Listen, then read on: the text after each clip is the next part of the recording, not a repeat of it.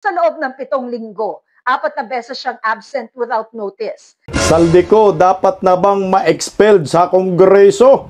Bago po ang lahat, palike muna, pa-share, pa-subscribe at pakipindot po ang inyong notification bell upang lagi po tayong updated sa ating mga video. Ito po ang ating pag-uusapan ngayong hapon, mga kabisdak. Grabe, nagulantang po ang lahat ng maraming Pilipino dahil itong si Saldico kinumpirma na po kagahapon ng spokesperson ng Kongreso na di umano'y na talagang nandoon na po si Saldico sa Amerika. Mukhang tumakas na po talaga itong kongresistang ito.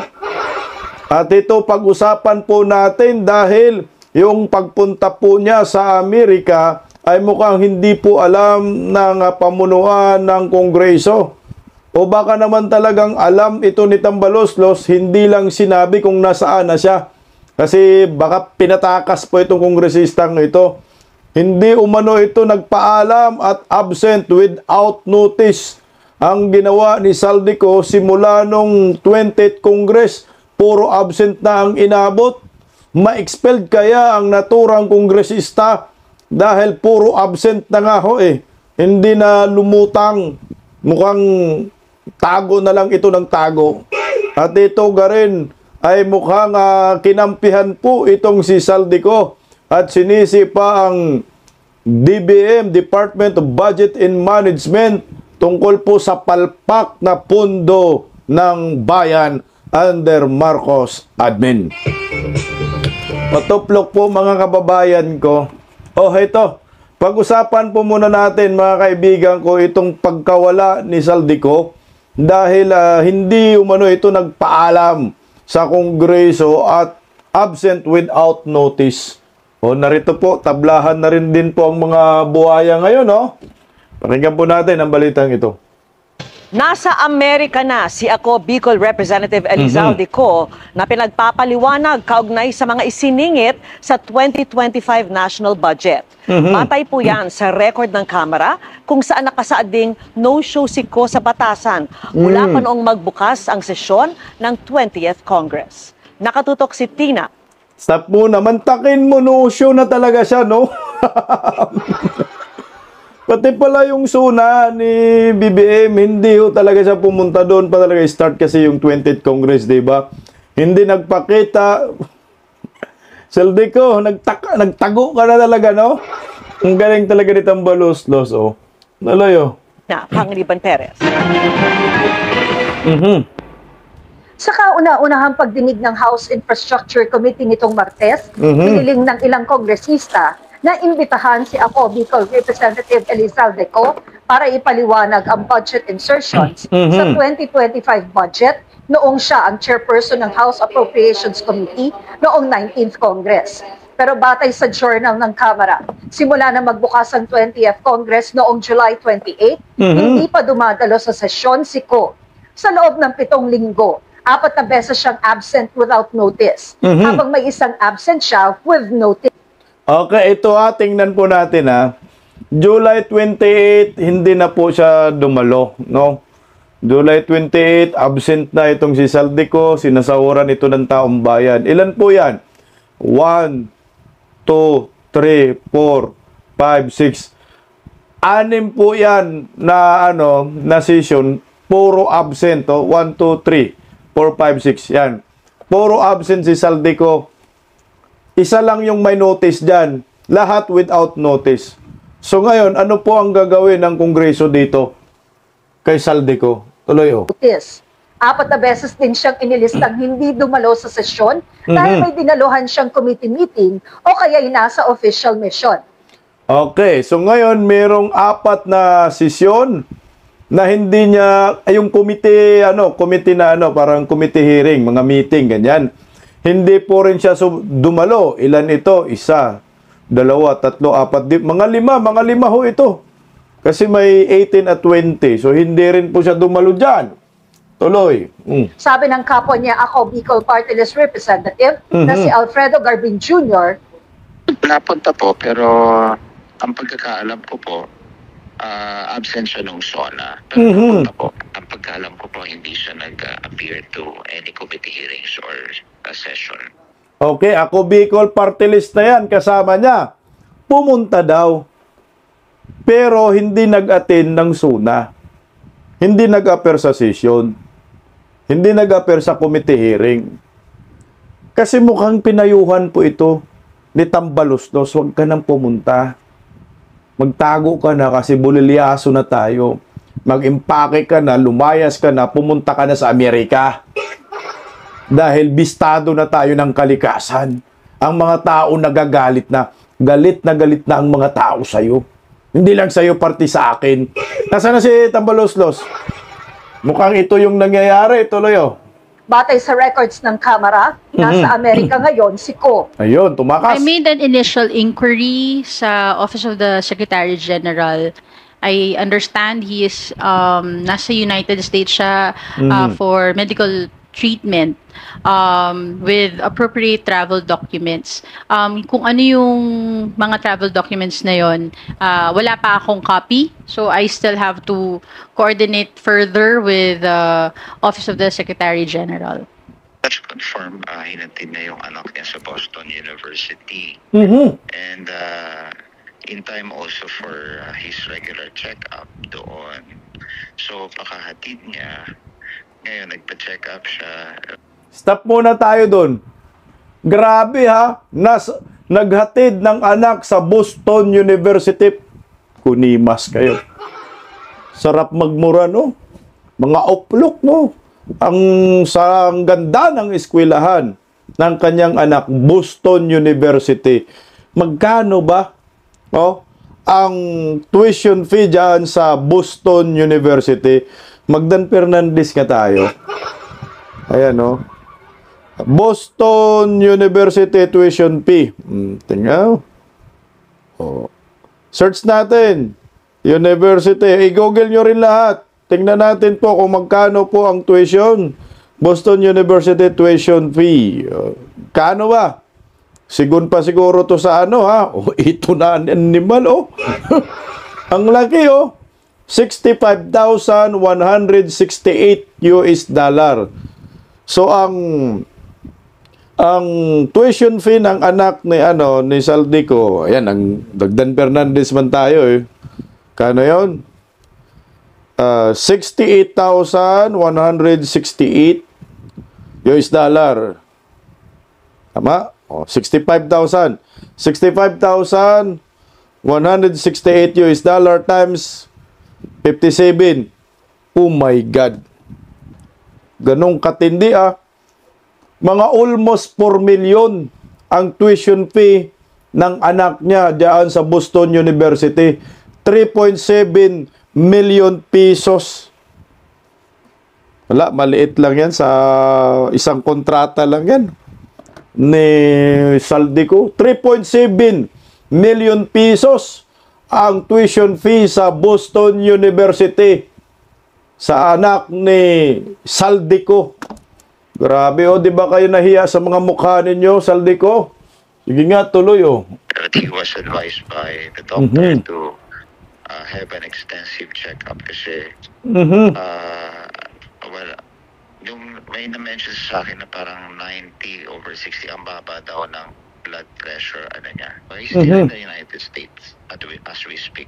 Ang pagkakaalam daw ni Garvin, umalis si Ko noong nakaraang linggo. Walang impormasyon dito si Abante, pero pareho nilang hindi alam kung kailan ang balik ni Ko. Noong Enero, bumaba sa pwesto bilang chairman ng House Appropriations Committee noong 19th Congress, si Ko. Nangyari ito sa gitna ng issue sa AKAP o ayuda para sa Kapusan Kita program sa 2025 national budget na pinangangambahang magagamit sa politika. Sabi noon ni Ko, kusa siyang umalis dahil sa isyong pangkalusugan. Isa sa mga naniniwalang dapat magpaliwanag si Ko tungkol sa budget insertions ay si Navotas Representative Toby Chanco. Hamon kay Chanco ng Ako Bicol, If that pertains to the budget of 2025, then that's an act of Congress that was approved by Congress and signed into law by the President. And he himself participated and cast his vote in the affirmative. and its approval. Ngayon, kung may nakikita siyang illegality, ang hamon na lang natin siguro, mag-file na lang siya ng kaso sa anumang korte at ilabas na yung kanyang mga ebidensya. Hindi ako sabihan kung anong gagawin ko. Gagawin ko kung anong gusto ko. Gawin nila kung anong gusto nilang gawin. No? Kung sinasabi niyang malicious insinuations, ganun kamanhid na ba kami? Hindi namin nararamdaman yung galit ng tao? Ibig sabihin ba walang issue ng corruption sa Congress? Ako lang ba nagsasabi? Siguro lumabas-labas sila. Makinig sila sa tao. Sobrang nagalit ng tao sa amin. Correct. Tama dyan si Toby Chanco, sobrang ng galit ng tao sa mga buhaya. Kaya damay-damay na yung mga matitinong kongresista dyan po sa Kongreso. Mantakin mo ha, nasa Amerika na si Saldico. So ngayon nagtakas na ito, nagtatago na po ito. Total, nandun din naman pala ng kanyang mga pamilya sa Amerika. Yung kanyang anak nasa Boston University nag-aral. Magkano yung tuition fee? Sa research ko ngayon, 3.7 million pesos. Ganong kamahal yung tuition fee. Diyos ko, kongresista, public servant, pero yung pamilya mo marangya. Di ba nasa batas yan na hindi po pwedeng marangya ang buhay ng pamilya ng isang public servant. Pero sila garapala na turingan mambabatas, sila po ang lumabag sa batas. 3.7 million pesos po yung tuition fee na yun. May mga aeroplano pa, yung mga hunghang na ito. So ngayon, nasa Amerika na talaga nagtago. Wala naman rin problema eh. Ay, kung nasa Amerika si Saldico nagtatago, habang hindi pa nangauwi si Saldico, ang sisingilin po natin si Tambaloslos. Si Tambaloslos ang singilin natin yung tungkol sa pangungurakot sa kaba ng bayan. Mukhang ang tono po ng Ako Bicol Party List Representative isinisisi itong executive department. So laglagan na pala ito. Executive department at itong kongreso. Kasi bulilyaso na sila. Pero anyway, pag-usapan po natin muna itong pwede bang ma-expelled itong si Saldico sa kongreso. Alam nyo po, sa totoo lang, pwede ho talaga yan para sa akin. Mantakin mo, simula ng pagbukas ng 20th Congress, absent na siya. Pati suna wala siya. Absent without notice ha. So anong ibig sabihin yan? Di dapat i-expelled na ito. Hindi po pwede na sahuran po ito ng taong bayan. No? Milyon-milyon ang sahod ninyo, mga kurakot ninyo dyan, mga kickback. Hindi kayo nagtatrabaho. Nandun kayo sa Amerika, magkano ba ang sahod ng kongresista? 200 to 300,000 pesos a month. Pero itong si Saldico, nagpasarap doon sa Amerika, hatid sundo lang ng anak sa eskwelahan sa Boston University. Saan ang hustisya po nito? Dapat ito ma-expelled. Kasi nga, tingnan mo ha, naalala ko po yung isang kongresista na na-expelled, sinipa ni Tambaloslos sa pagkakongresista, si Arnie Teves. Pumunta si Arnie Teves doon sa Timor-Leste, di ba? Oh, sabi daw, absent without notice din. Yun din yung reason eh. Kaya sinibak nila si Teves sa pagkakongresista. Bakit ginawa ho nila ito kay Teves? So ngayon, hindi nila pwedeng gawin kay Saldico? Ano na Tambaloslos? Kasi nga, kakampinin nyo ito at sabit din dito si Tambaloslos. Kasi ako mga kabistak, no, sa totoo lang, itong ginagawa ni Saldico at ni Tambaloslos, harap-harapan itong panluluko sa atin. Nasa atin na lang ho kung papalag ba tayo or hindi. Tinitingnan naman din kasi ng mga buhaya, tahimik mga Pilipino. Ay, mabulilyaso na tayo ng kalikasan, lumayas ka na. Kailangan may mag-react. Kailangan mag-iingay at hindi pwedeng papatay natin yung isyong ito. Ako nga po ay nagtataka eh. Kasi nga, bakit itong pangalan ni Saldico hindi mahatak-hatak diyan sa mga investigasyon? Samantala, merong Highton, meron ding Sunwest na pareho pong pasok dito sa top 15 na kontratistang ibinulgar ni Bongbong Marcos. Meron pong ano dyan merong komento dyan si Attorney Harry Roque. Bakit daw ay hindi mahatak-hatak ang pangalan ni Saldico dyan sa Senado, investigation sa Senate? Ito kay Attorney Harry Roque ito pakinggan mo natin sinabi ni Attorney Harry Roque. Baka ito nga yung dahilan. Halos lahat ng mga senador na merong public works project sa Bicol, ang contractor nila si Zaldico. Kaya kung kayo'y nagtataka, bakit hindi nababanggit ang Zaldico sa Senado, chances are, it is because halos lahat ng mga senador naging kliyente ni Zaldico. Tanong nyo, paano magiging kliyente ang isang contractor ng senador? Kayo naman, alam nyo ng patakaran. Kapag merong proyekto na naipasok sa budget ang isang senator, siya ang kukuha ng kontrata. At siya ang mag-identify ng kontraktor. At dyan pumapasok yung sinasabi ni Mayor Magalong ngayon na hanggang 70% na kickbacks sa proyekto. Kaya itaga nyo sa bato, hindi mahahatak sa putik ang pangalan ni Zaldico sa Senado. Kasi dyan talaga siya lumaki. Dahil siya ang kontraktor ng mga senador na nagkakaroon ng project sa Bicol. Yun lang. Kasama siguro dyan si Grispo, no? Yun lang ang masaklap. Kaya itong pangalan daw ni Saldico hindi mahatak-hatak dyan sa Senate hearing.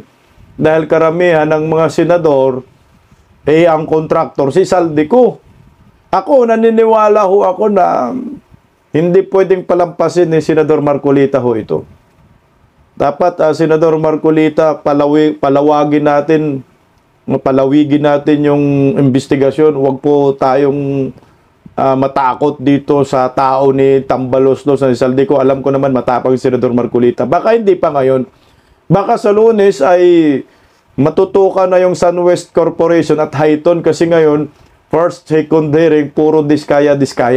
Sana nga sungagin ito ng mga senador. Itong si Saldico, nang mapunta na po tayo dito sa usapin kay Tambaloslos at Saldico, Tambaloslos.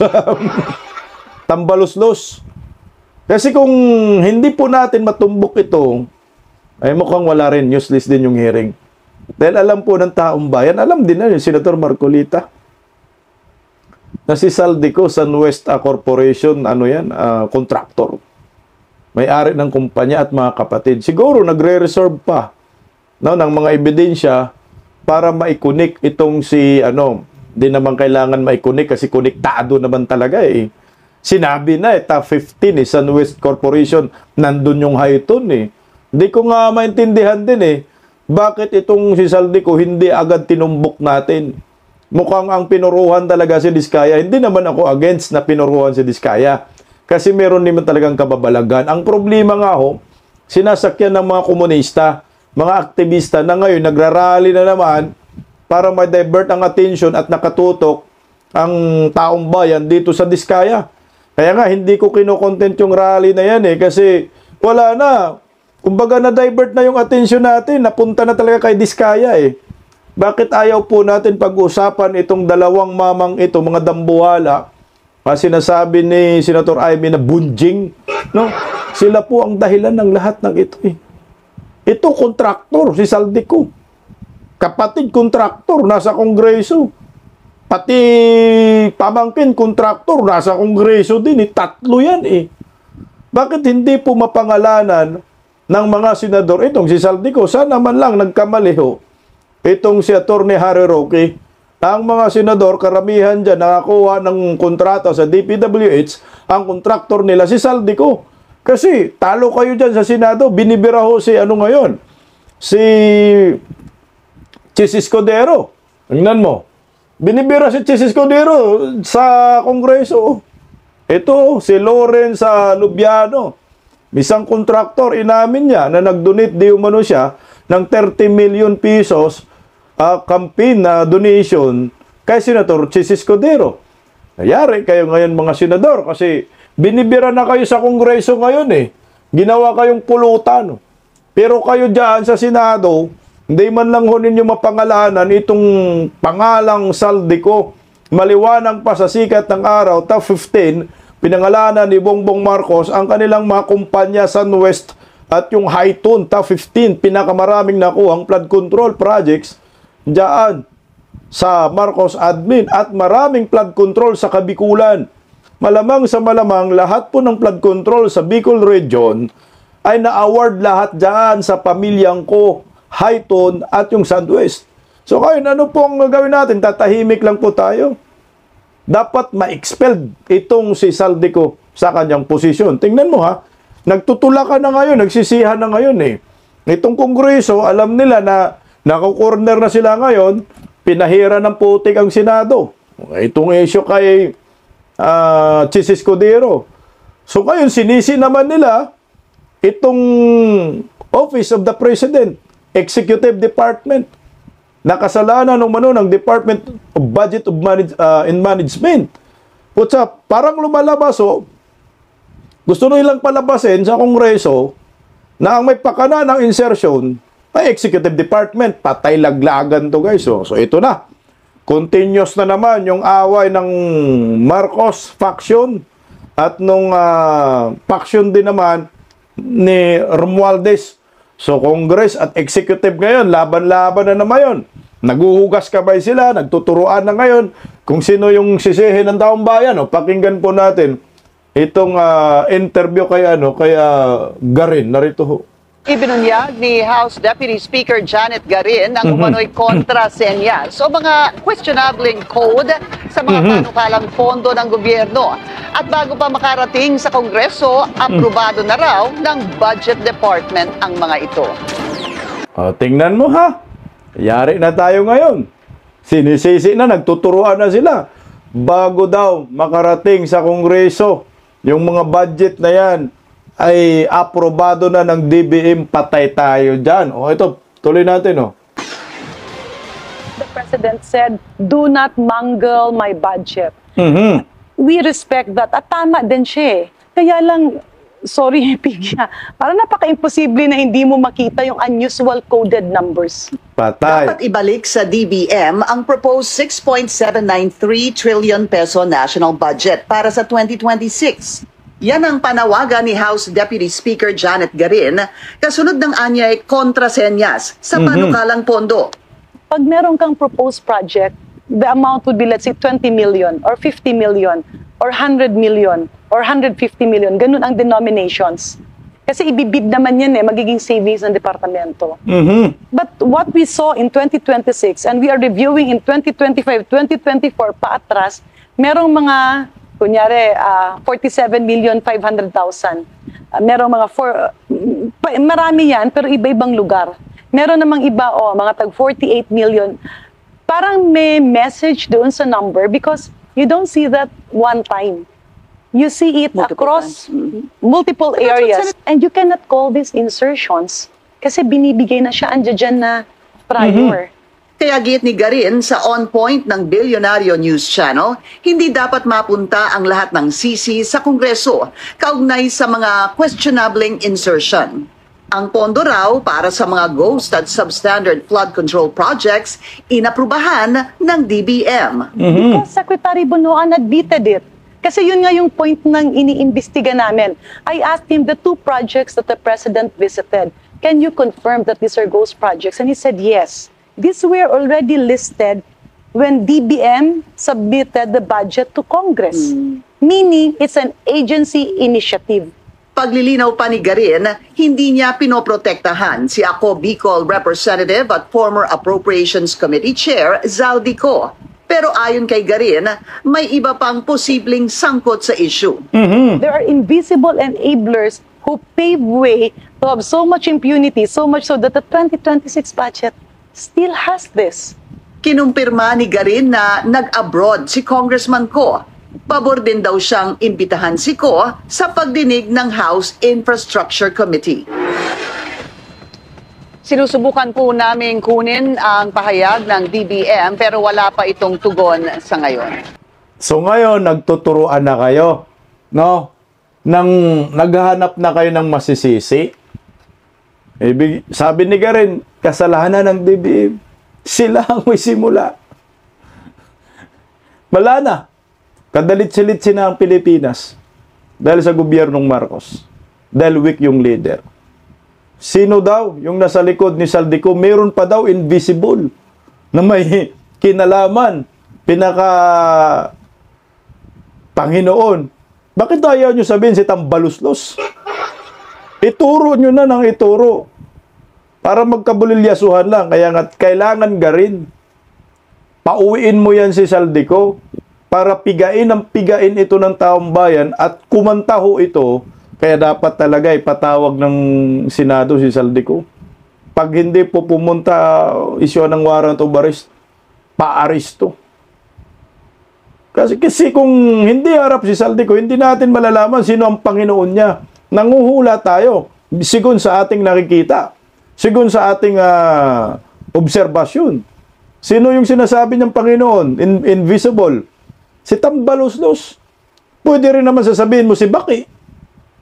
So ngayon, manguhula tayo kasi itong mga personalidad na ito, nagmistulang mga presidente. Sila yung gumaganap at nagpapatakbo ng bansang ito. Si Baki, si Palaka, si Ngiwim. O ngayon, sino sa tatlo? Kasi si Baki, si Palaka, si Tambaluslos, ulitin ko, si Baki, si Tambaluslos, si Ngiwim. Sino yung sa tatlo ang amo ni ko? Ang pinaka may kinalaman dito. Mas malapit si ko kay Tambaluslos. So malamang si Tambaluslos talaga. Kaya dapat humarap ka, Saldico. Kaya itong mga kongresista ngayon, naghugas kamay na ngayon, naghanap ng masisisi, hindi daw nila aksyonan yung budget, ibabalik daw. Ayaw munang talakayin ng ilang kongresista ang proposed 2026 national budget. Para sa kanila, dapat munang plantsahin ang ilang gusot sa pondo. Ito ang agenda report ni Joan Manalo. Tuloy pa rin ang budget briefings ng House Appropriations Committee sa kabila ng rekomendasyon na ibalik ang 6.793 trillion pesos at 2026 National Expenditure Program sa DBM. We've already also released a media advisory on this yesterday, and we've also informed all the House members that with the concurrence of the party leaders, all the budget hearings, all the Committee on Appropriations will proceed as scheduled, starting today all the way through September 16. Isa si Committee Speaker Ronaldo Puno sa nagpapabalik ng NEP sa DBM dahil sa umano'y mga anomalyang nakadikit dito, partikular na sa proposed budgets ng DPWH, DILG, PNP at DA. Hinikayat din niya mga kaalyado na wag na munang makilahok sa mga budget hearing. Di natutugunan ang issue. There's been enough and too much distrust already going around, especially with respect to the House of Representatives. And we do not want this thing to continue. So we toss it back to the DBM so that they can find a logical explanation and resolution to all of these things. Ayon kay Puno, hindi naman bawal na ibalik ang NEP sa DBM. Pero ayon kay Appropriations Committee Vice Chair Jose Alvarez, ang DBM na lang daw ang pupunta sa budget deliberation ng DPWH, kasama ang bagong kalihim nitong si Secretary Vince Dizon. So ngayon, para daw marinig ni Sheikh Vince, lahat ng mga reklamo. Nang tanungin naman kung may feedback na ba si House Speaker Martin Romualdez, siya tinawagan nila kagabi. Tinawagan din kami na tuloy na lang. Kasi kami ayaw na nun. Ayaw na manahil sa aray, patuloy ito eh. Hanggang hindi nila makorek yan. Bukas nakatakdang pag-usapan ng komite ang 2026 proposed budget ng DPWH na ngayon ay nababalot sa kabi-kabilang kontrobersiya gawa ng mga maanomalyang flood control project. Narinig nyo yung sinasabi ng kongresista na yon? Tuloy daw, tumawag si speaker. So dito pa lang matutumbok mo na kung sino nagkukumpas dan sa budget eh. Ba't mo ipagpatuloy? Kung meron nakita kayong mali, tumigil kayo. Ibalik nyo sa DBM mo, nakita kayong palpak, merong mga insertion pa lang dyan, may mga sinyas-sinyas daw, mga code, ibalik nyo. Bakit makinig kayo kay Tambaluslos? Ito na naman tayo eh. Mali na nga eh. Ba't mo ipagpapatuloy pa? Correct nyo. Kung hindi kayo mga kawatan o sobrang kawatan dyan sa Kongreso, huwag kayo sumunod sa sinasabi ni Tambaluslos na ituloy nyo yung naturang budget deliberation kahit meron kayong nakikitang hindi maganda. Kailangan itama, ibalik nyo, return to sender. Sabihin nyo sa DBM, itama nyo nga ho ito kasi kami na naman masisisi. At sabihin na naman, kami ay mga kurakot. Dahil maliwanag po ngayon, kayo ang sinisisi. Ngayon, kung hindi po ninyo yan ibabalik, pauwiin nyo na lang si Saldico, iharap nyo sa taong bayan, nang matanong namin yan. At sisihin namin. Kasi pag hindi ninyo ibalik si Saldico, nandyan pa rin naman si Tambaloslos, siya na lang ang gisahin ng taong bayan. At ipatawag na lang to sa Senado. Blue Ribbon Committee, itong si Tambaloslos, hindi pa naman yata nakalayas ito. Nang malaman ng taong bayan kung ano po ang ginawa nilang kababalaghan sa gobyernong ito, sa bansang ito. Grabe na, tama na, husto na po yung pangungurakot ninyo, mahiya naman kayo. Huwag nyo naman sagarin ang pasensya ng taong bayan. Ano sa tingin ho ninyo? Dapat bang ma-expelled sa Kongreso itong si Saldico na umabsent ng walang notice gaya ng nangyayari kay dating kongresistang Arnie Teves? Pag-isipan nyo po. Bisdak Pilipinas, God first. Bisdak Pilipinas, para sa bayan.